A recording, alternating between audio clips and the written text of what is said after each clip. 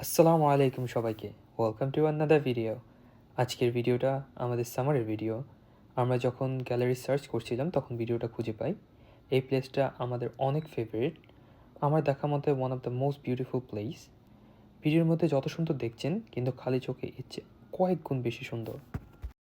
বেশি কথা না বলে লেটস স্টার্ট দ্য ভিডিও। আজকে আমরা যাচ্ছি মাউন্ট ওয়াশিংটনে। মাউন্ট ওয়াশিংটন নিউ ইয়র্ক থেকে 6 আওয়ার ড্রাইভ। মাউন্ট ওয়াশিংটনে 2-3টা অ্যাক্টিভিটি অনেক বেশি popular. Train ride to the mountain top, zip line and sky ride. Zip line আমরা অ্যাভয়েড করি, কিন্তু ট্রেন রাইড অ্যান্ড স্কাই রাইডের জন্য আমরা আগের থেকে রেজিস্টার করে ফেলি। ট্রেন রাইডে যদি কেউ যেতে চান তাহলে আমি অবশ্যই রিকমেন্ড করব অ্যাডভান্স টিকিট করে যেতে, কারণ আমি অনেককে দেখেছি ফিরে যেতে। পার্কিং নিয়ে কোনো সমস্যা হবে না, কারণ তাদের বিশাল 4টা পার্কিং লট রয়েছে। আমরা 1 আওয়ার আগেই পৌঁছে যাই, কারণ অনলাইনে টিকিট কনফার্ম করার জন্য আমাদের টিকিট কাউন্টারে গিয়ে বোর্ডিং পাস নিতে হয়। আমরা বোর্ডিং পাস নেওয়ার পর আশেপাশে ঘুরে দেখতে লাগলাম। এখানে একটা মিউজিয়াম আর একটা গিফট শপ রয়েছে। আমরা মিউজিয়ামে ঢুকে ভিডিও করতে লাগলাম। মিউজিয়ামের ট্রেন ট্র্যাকের ওল্ড হিস্টোরিগুলো সাজানো রয়েছে। এই মাউন্টেন হান্টারদের জন্য অনেক ফেমাস ছিল। এখানে একসময় অনেক মুজ ডিয়ার দেখা যেত। হান্টাররা মুজ ডিয়ার শিকার করে এই রেল রোড দিয়ে নিচে নামিয়ে আনতো। আমরা ট্রেনে ওঠার পর আস্তে আস্তে উপরে উঠতে থাকি মাউন্টেন সামিটে যাওয়ার জন্য। মাউন্টেন সামিটে দুইভাবে যাওয়া যায়। আপনারা ইচ্ছা করলে ড্রাইভ করে উপরে উঠতে পারবেন, অথবা হাইকিং করে উঠতে পারবেন। আমরা প্রথমে সিদ্ধান্ত নিয়েছিলাম ড্রাইভ করে উপরে যাব, কিন্তু ড্রাইভের রাস্তা একটু ডেঞ্জারাস। আমার মেয়ে আমাদের সাথে থাকার কারণে আমরা ট্রেন রাইডটাই চুজ করি। ট্রেনে ড্রাইভার ছাড়াও একজন স্টোরি টেলার থাকে, যে পুরো রাস্তা আপনাকে এই ট্রেন রোডের হিস্টোরি সম্বন্ধে জানাবে। উপরে ওঠার সময় আমাদের কয়েকজন হাইকারের সাথে দেখা হয়।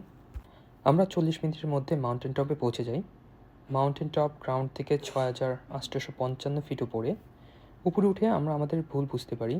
নিচে অনেক গরম হলেও উপরে প্রচণ্ড ঠান্ডা। আমরা আমাদের সাথে করে জ্যাকেট নিতে ভুলে যাই। মাউন্টেনের উপরে ওদের কনস্ট্রাকশনের কাজ চলছিল। একটা জিনিস মেনশন করতে ভুলেই গিয়েছিলাম। আপনারা যদি কারে উপরে উঠতে চান তাহলে আপনারা কার এবং ড্রাইভার সহ ভাড়া নিতে পারবেন।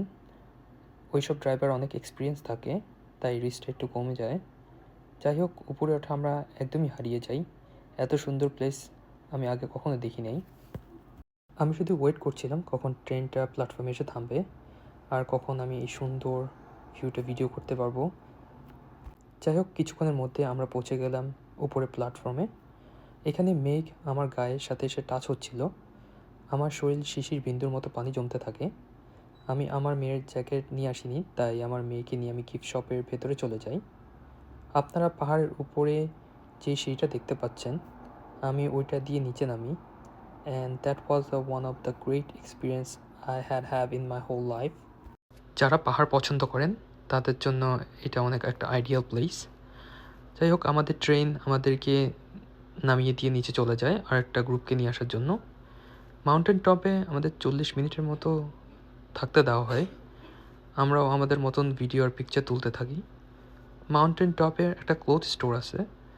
আপনারা যদি কেউ কোনো জ্যাকেট না নিয়ে যান তাহলে ওখান থেকে আপনারা জ্যাকেট কিনতে পারবেন। আমি আমার মেয়ের জন্য স্টোরে গিয়ে একটা জ্যাকেট কিনে ফেলি। পাহাড়ের উপরে সিটিংয়ের জন্য কিছু চেয়ার দেওয়া হয়। সো আমরা চেয়ারে বসে ট্রেনের জন্য অপেক্ষা করতে থাকি। সো ঠিকঠাক 40 মিনিট পর ট্রেন চলে আসে।